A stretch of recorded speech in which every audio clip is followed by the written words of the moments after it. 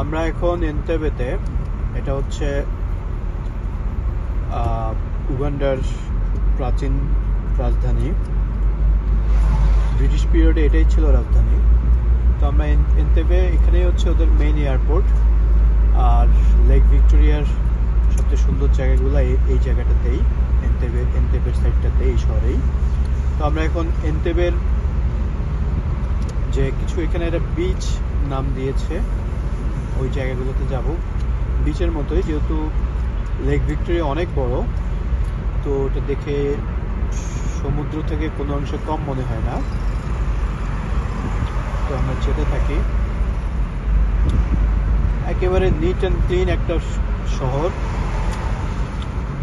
এখন পর্যন্ত উগান্ডায় আমি যতগুলো শহরে গিয়েছি প্রত্যেকটাই আসলে খুবই নিট অ্যান্ড ক্লিন।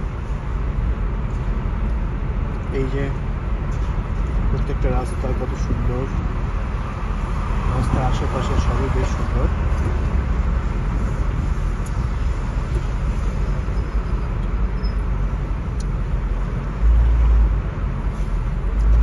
সামনে আকাশ মেঘলা, এখানে যখন তখন বৃষ্টি হয়, যে কোনো সময় যে কোনো জায়গায় বৃষ্টি হতে পারে।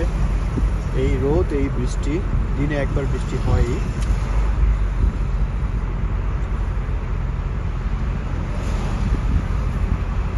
এন্তেবে